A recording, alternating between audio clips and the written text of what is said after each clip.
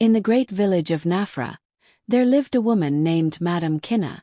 She was the richest woman in the land. Her house was the biggest, her clothes the finest, and her gold shone brighter than the sun. But Madam Kinna was not loved. She was a wicked woman who cared only for herself. She never helped the poor, never greeted the elders, and never spoke kindly to anyone. She believed that because she was rich, she was better than everyone else. "If you are poor, it is your fault," she often said. "I worked hard for my wealth. Let everyone suffer as I suffered." The villagers feared her. She paid her workers little, insulted the market women, and even refused to help when a terrible drought struck the land. But Madam Kinna did not know that wealth without kindness is like a tree without roots. It will one day fall. One evening, as the sun set behind the hills, an old woman knocked on Madam Kinna's gate. She was weak, her clothes were torn, and her eyes filled with hunger. "Please, Madam Kinna," the woman begged, "give me just a handful of grain. I have not eaten in days." Madam Kinna looked at her and laughed. "Do I look like your mother? Go and beg somewhere else." The old woman bowed her head and whispered, "A heart without kindness will one day cry like the poor." Madam Kinna did not care. She turned away and slammed the gate.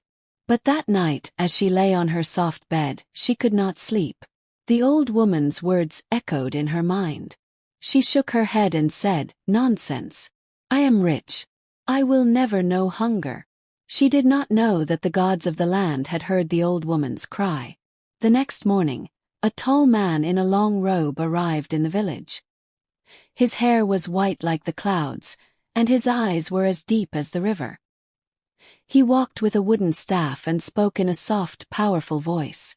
"Who is the kindest person in this village?" he asked. The villagers looked at each other. They knew who was the kindest.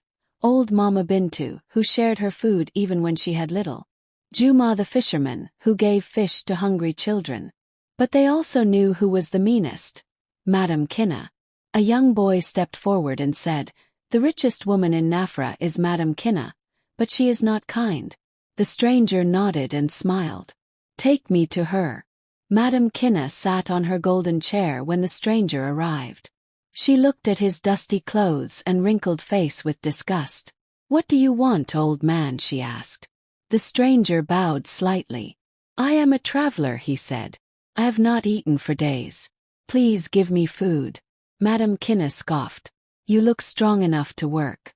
Why should I feed a lazy beggar?" The stranger sighed and said, "A heart that never gives will one day beg." Madam Kinna laughed. "I will never beg," she said proudly. The stranger looked into her eyes and spoke gently. "Then let the gods decide." With those words, he turned and walked away. Madam Kinna did not know that her fate had already begun to change. The next day, Madam Kinna woke up feeling weak. Her body ached, and her throat was dry. She called her servants, but none came. She clapped her hands, but no one answered.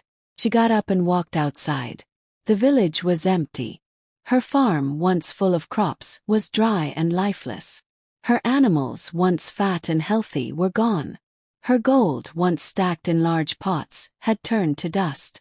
Madam Kinna gasped. "What is happening?" She ran to the market, but the stalls were empty. The people of Nafara had disappeared. Hunger burned in her stomach. For the first time in her life, Madam Kinna knew what it felt like to have nothing. Madam Kinna walked for hours, looking for food. She knocked on doors, but no one answered. She went to the river, but it was dry. She tried to pluck fruits from the trees, but the branches crumbled in her hands. She fell to her knees. "What have I done to deserve this?" Then she heard a voice. "A heart that never gives will one day beg." She turned and saw the old woman she had refused to help. "Please," Madam Kinna whispered, "give me food." The old woman smiled sadly. "You had everything, but you shared nothing. Now you have nothing." Tears rolled down Madam Kinna's cheeks. "I was wrong," she admitted. "Please teach me kindness." The old woman nodded. "Kindness is not in words. It is in actions. Go and help those you once refused." Madam Kinna went back to her house, But it was no longer a palace. It was small and simple. She went to the farms and worked with her hands. She fetched water, carried firewood, and cooked food, not for herself but for others. When a hungry child came, she fed him. When a sick woman came, she gave medicine. When a poor man came, she shared what little she had. The villagers watched in amazement. Was this the same Madame Kinna who once refused to help anyone? Days turned to weeks. Madame Kinna grew thinner, but she also grew wiser. She no longer wore fine clothes, but she wore a new heart, a heart of kindness. One day, as she worked in the field, she looked up and saw the mysterious stranger again. He smiled at her. "Have you learned?" Madame Kinna bowed her head. "I have." The stranger lifted his wooden staff. The air changed, the river flowed again, and the village came back to life. Madame Kinna's wealth returned, but this time she was different. She was no longer the wicked rich woman. She was a woman who knew that wealth meant nothing without kindness.